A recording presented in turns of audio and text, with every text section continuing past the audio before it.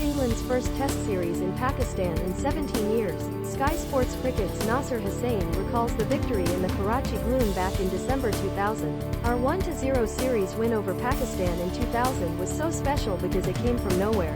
The victory in the darkness of Karachi back in December 2000 is remembered by Sky Sports Cricket's Nasser Hussain ahead of England's first Test series in Pakistan in 17 years.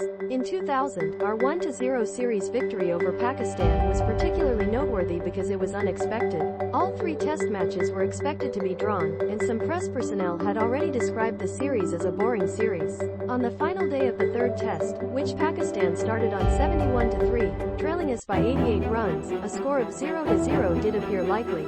But in those circumstances, the third innings of a Test can turn into a complete nightmare for the team batting because you're not sure whether to stick or twist. Once we took a few wickets, however, I felt we had a chance. The Pakistani players are idols to their supporters, but we thought they might falter under a little pressure, and that's what happened as we skittled them for 158, with Darren Gough and Ashley Giles each taking 3 wickets, leaving us 176 to chase in under 50 overs. We had nothing to lose, and we had the luxury of knowing that we could really go for it with the bat because if we did get into trouble, we'd always have the option to claim bad light and walk off with a draw. Image: Darren Gough, second from right, took 3 wickets in Pakistan's second innings as England was set 176 to win. He was in fantastic shape, he had a strike rate of around 78, as he will happily tell you, and got us off to a flying start. I told Michael Atherton I was going to promote some of the one-day boys like Graham Hick up the order to have a bash.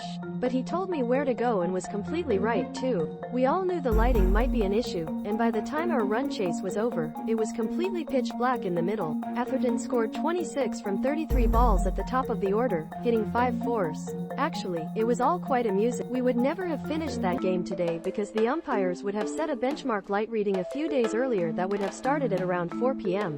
I remember Insamam ul-Haq running one way in the outfield while the ball went in the exact opposite direction. One of the umpires that day was Steve Buckner. When Pakistan began to complain about the light, as any fielding side, including us, would have done, and started to slow things down, he had a few words with their captain, Moin Khan, because he liked to be in charge and you didn't try to wind him up.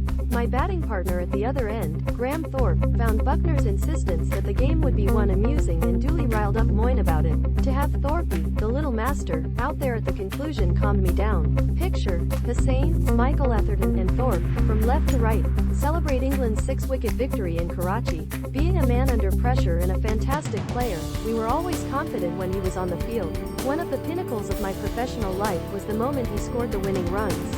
I am positive it belongs to him as well. As we ascended to the dressing room, there were a few very moving scenes.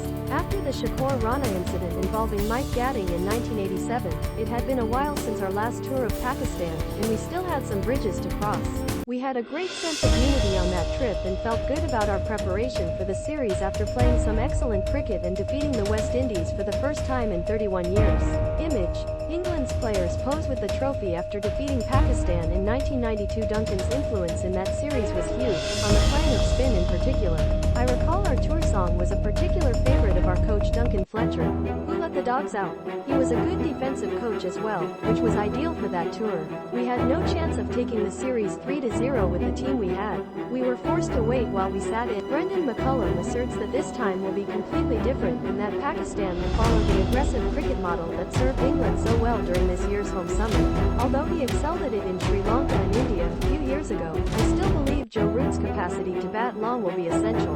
The television show promises to be fascinating. For a more accessible video player, use Chrome. As head coach Brendan McCullum has stated that England will play attacking cricket in Pakistan during this year's series. Pakistan vs England fixtures: first Test, Rawalpindi, December 1st -5 a.m. start, build up from 4:30 a.m. on Sky Sports Cricket. Second Test, Malta, December 9th -13, 5 a.m. start, build up from 4:30 a.m. on Sky Sports Cricket. On Sky Sports Cricket, you can live stream England's 3 Test series against Pakistan. On Thursday, coverage of the first game begins at 4:30 a.m. before the game in Rawalpindi gets underway at 5 a.m.